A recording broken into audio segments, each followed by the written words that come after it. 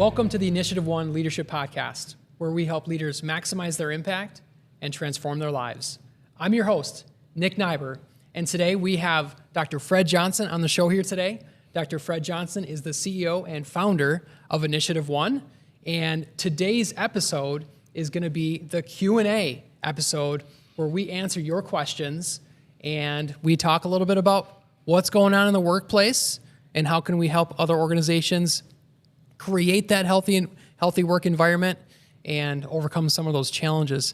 Welcome to the show, Dr. Fred. Thank you, Nick. I'm looking forward to answering whatever questions you have for me. And as you're listening to this, he doesn't know the questions, so we're going off the cuff. It's going to be fun. Okay. All right. Ready for the first question? I'm ready. Okay. And where did these questions come from? These questions came from our audience, from attending either online, but also people that are attending some of our leadership events, like the think tank that we had here today that we host every month. Okay. So, all right, here we go. How has the ideal workplace culture changed in the last couple decades? It has radically changed. If I would describe the ideal workplace culture 30 years ago, I would have called it a culture of compliance without any questioning of the order that was given. Like a militaristic. We were an authoritarian culture. Okay. And so being a good teammate was keeping your mouth shut, not thinking of solutions or problems, the answers to problems. A good teammate was doing what you're told with as little drama or hesitancy as possible. What changed all of that was exposure to technology. And there's a sociological principle that says the more a person is exposed to information and ideas, well, let me say it shortly, increased exposure to information and ideas leads to decreased respect for authority. And that doesn't mean that I suddenly become disrespectful of people in authority. It means that I become more respectful of what I believe I bring to the table with my team, even if I'm not the leader. And so when I was, I'm a boomer, when I was growing up in my late teens, early 20s, if a leader told me, you just do it, and I don't need to tell you why, just do what I tell you to do, I didn't like it, but I didn't think there was any other alternative. And you just suck it up and you do it. Today, if you do that, not only will 70% of today's population, and it will soon become 100% as more and more boomers leave the workforce, today is not only will I not like it, I won't tolerate it. And if it's an environment that is their only way of dealing with things, I have a lot more choices because the economic infrastructure has increased so much in our country that we now have more jobs available than we have applicants to fill those jobs all over the country. So the old idiom of if you don't like it, you can go somewhere else. Today, people are likely to say, okay. And so today, the ideal environment is consensus and collaboration and psychological safety. The mantra under authoritative teams is do what you're told. The mantra under collaborative teams is what do you think? And it's important that you share your ideas. Another reason why that has changed is because technology also changed the basic consumer contract in America that we operated by decades. And the consumer contract was you either have speed We deliver quickly or we deliver with quality. And the understanding is you don't get both. You get either or. If you want something fast, you're going to learn to live with a level of more mistakes, less quality. If you want quality, we all understood that it's not going to be, you're going to have to wait. So technology, as people are exposed to technology, expectations of people rise. So now people will say, I don't believe that. I think you can get both. I want quality and speed. And so if you're a company that is dealing with, that you have another competitor and a company is making a decision whether to go with you or them, and you say, well, look, if you want that kind of quality, it's going to take you 60 days for us to deliver it, as opposed to another company that says, yeah, if you want that kind of quality, we can deliver it and we'll do it in 30 days. Guess who's going to get the job? So you lose the ability to compete. Well, that is a massive leap in expectations from a team. And when in a quality or service world, the world is moving slower. And so a team doesn't have to respond as quickly. And so the team used to be about having the superstar, the leader, the one with the most talent, knowledge, education, and he or she would be likely to say, I've come up with the idea and this is what I want you to do. So there was one idea person and 7 or 8 gophers. That can't compete in a quality and service world. And one person suddenly is not going to be able to increase their capacity to come up with 5 times the ideas that they used to. The only way to bridge that gap is you've got to have more people on your team offering more ideas. And that is why today, high effective teams must be collaborative. They must feel safe to challenge each other's ideas because that's where the quality comes from. Well, Joe, I know that's a great idea, but have you thought about this? And if we don't take care of that issue, we're going to have a product that's going to be faulty. So collaboration and consensus are where speed happens and quality deepens. And that can only happen in a psychologically safe environment where the team is empowered to speak, expected to speak. When they do speak, they're not going to be put down because they go against the grain of what the leader thinks. So that's the ideal environment today. The ideal environment of yesterday could not compete in today's world. Those are 2 massive shifts. Yes. Like hard work, because there are some employees, they grew up with that, and there's some owners that are working to create that, but the employees only knew one thing. I mean, that's quite a dance to run a company, and collaboration, consensus, psychological safety. How many are still operating with that old authoritarian mindset? Well, here's the kicker. It sounds like it's easy, but you're dealing with narratives people have internalized. So, for instance, I deal with a lot of physicians. Okay. And physicians, it used to be if a physician said, you do this, you did this. And if you didn't do this, you get fired as a patient. Today, someone will come in and say, I've examined my condition. I've gone on to MD online.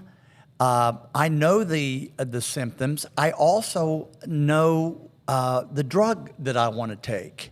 And I also know the symptoms, the side effects of each drug.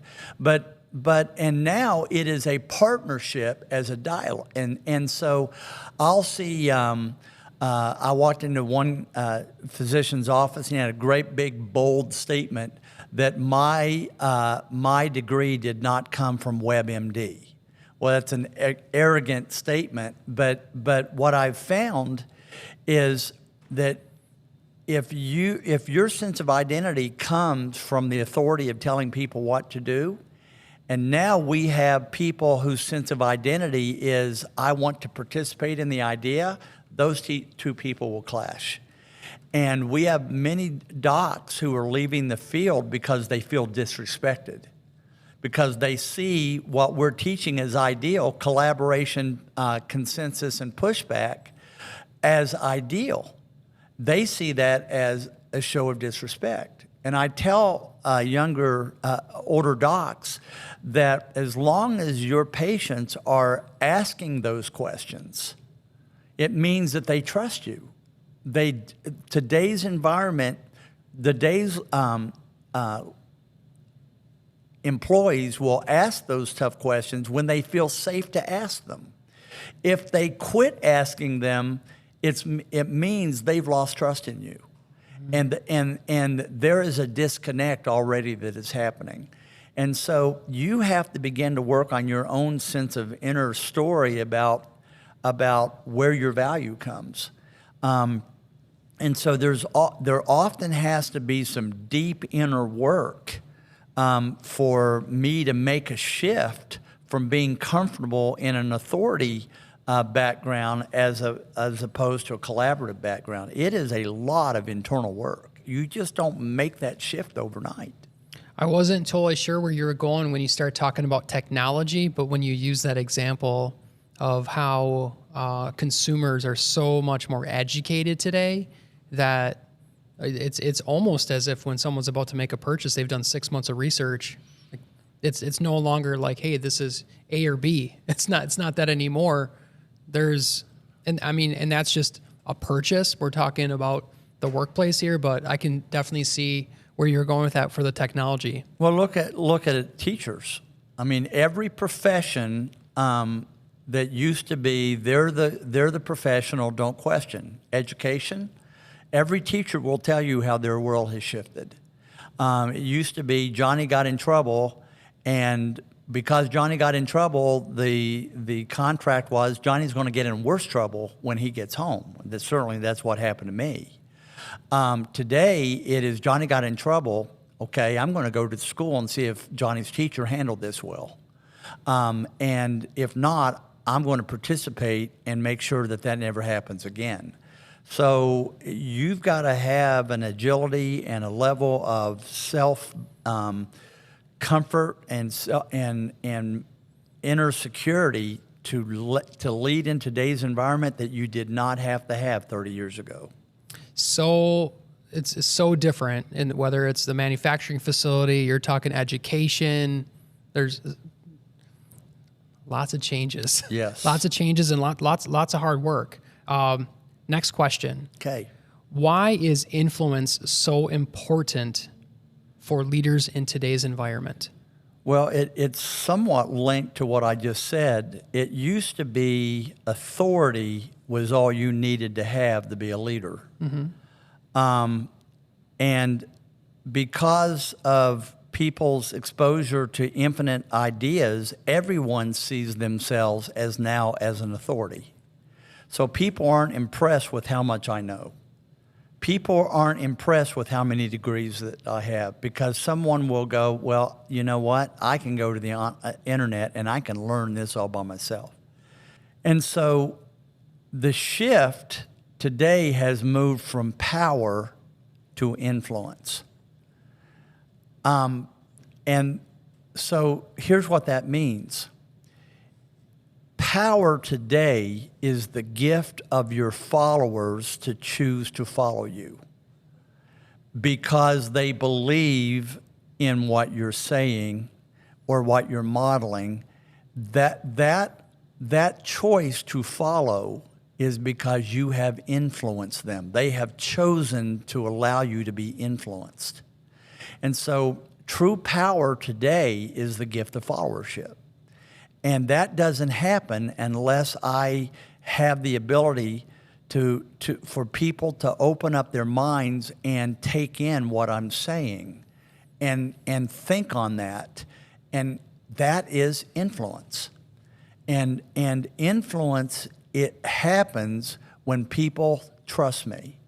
So ultimately, power does not happen without influence, and influence doesn't happen without trust. That's why trust today is the basis of leadership, not authority. So we'll take it like to the next step, because I think we all agree that influence is important, and that includes trust. How does that new leader, or maybe even that seasoned leader, how do you start to build influence or trust? Well, it starts with relationships. Okay. It starts with investing in people and letting them know that I don't have all the answers. My father-in-law once said to me that the most effective time in his career as a leader was early in his career, when he was as wet behind the ears as you could find, and he was dealing with a lot of people who were older and wiser than he was. And he would start by saying, look, I'm the youngest person on this team, I have the least experience, and I can't do this without you. That level of humility won the respect from all those old timers very quickly. People want to help, but they won't help if you're the one who has all the answers. And so part of building trust is to acknowledge what you don't know, to acknowledge that I need you, I can't do this without you. To acknowledge that I'm not always right. Some of the most powerful statements that a leader can say, as long as they're genuine, to build trust are, I'm sorry. Thank you. What are you thinking? Because I need your input in these decisions. Those are questions that build trust. And it is caring about what's going on in their personal lives. It is listening deeply to their statements. You cannot build trust today without vulnerability. And vulnerability is to be known and to know. And again, that's another shift in leadership. We were taught years ago, you keep your cards close to your chest. And so today, influence has gone from information withheld to information shared. If I don't share information and if I'm not transparent, I will not gain the trust of my people. And vulnerability used to be viewed as weakness. And today it is not only strength, it is courageous, and it is essential. And whenever I hear someone say, well, I don't buy that. So, well, you don't have to buy that, but I guarantee you there's a lot of people that aren't buying you. Mm-hmm. Part of what you're sharing here right now about building trust, the relationships, it reminds me a lot of what you were sharing this morning on the think tank from Coach Carroll. The most talented teams were the people that loved each other because trust was there. Yeah. And you know, when I talk about relationships, I'm not talking about let's all get together at the potluck and let's all yuck it up for 2 hours in real surface conversations.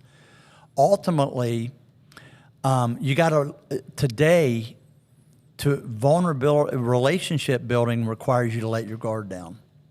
It requires people to let people know when you're nervous about things, when you're scared about a decision. How do you do that? How do you let your guard down?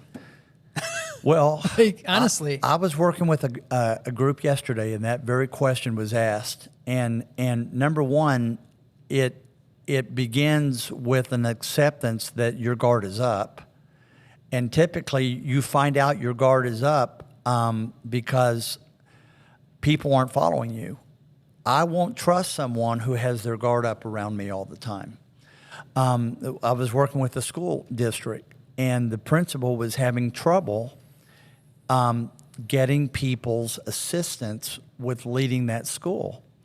And in my conversations with them away from this person, they said they don't need our assistance. They got it together. And I feel so small when I'm around that person.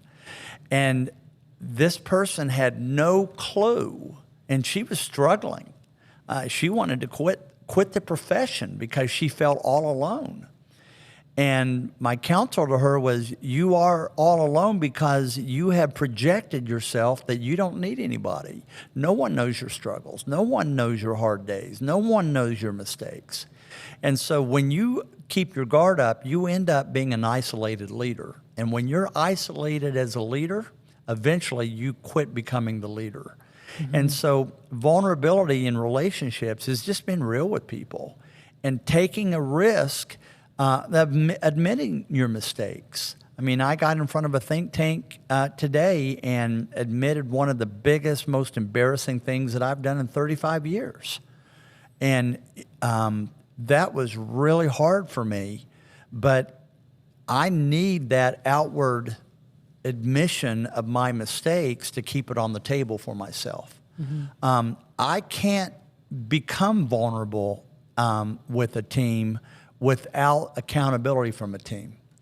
And you know, I've given you all to say that when you think that my guard's up, when you think I'm not on my game, that something's off, not only have I given you permission, I expect you to challenge me. What's going on? It doesn't feel like you're here today. Mm-hmm. Those are the kinds of honest conversations that real world-class teams have with each other. Again, not easy. Mm-mm. Daily work. You never arrive at this. Daily work. I teach this stuff. I know all the tools. Just because I know all the tools doesn't mean I use all the tools. Correct. Maybe when we humans stop being emotional, we can arrive. Probably not going to happen today or tomorrow. No. All right. Last question. What do you think is the greatest challenge facing leaders today? Wow. I think the greatest challenge facing leaders today is themselves. It is not being aware of what we look like when we feel disrespected. The average leader today has a self-belief level between 0 and 10 of 2.7, which means I think I'm a fraud. I hope people don't find me out. I hope they don't know how scared and overwhelmed I feel and how this job is so feeling over my head. And so when you're at 2.7, you don't believe in yourself. You don't respect yourself. Well, anytime, because I don't respect myself, I'm always looking at people's actions and statements as validation of being disrespected. So if you challenge me and I'm at 2.7, I'm going to feel disrespected, and I'm going to get defensive, and I'm going to come on gangbusters. And so that, we call that your little guy. Mm-hmm. Your little guy comes out all the time if you feel that you're not enough. And your little guy is not the best version of you. Your little guy is the part of you that's sabotaging your leadership. And so for me, my biggest challenge is constantly being in touch with how many times I feel disrespected. I go there all the time, and I constantly have to fight that, first of all, no one can disrespect me. I'm the only one that can disrespect me, even if they're being disrespectful. It's my choice to own that or to internalize that. So when a person is feeling disrespected and they go into that less version of themselves, they're sabotaging their leadership. They're driving people away. So the hardest thing about leadership is getting your little guy under control, creating an environment that your little guy stays home and doesn't come to work with you every day. So if someone's not showing up as their best self, they're showing up as that 2.7, what should that person tell their little guy? You're enough. And, if I'm in 2.7 and I made a mistake and you come to me in respect and say, look, let's talk about that mistake that was made and let's see what we can learn. I'm not going to hear, let's see what we can learn. I'm going to hear that you only came to me and said, you made a mistake. And I will go to, and therefore I am a mistake. And so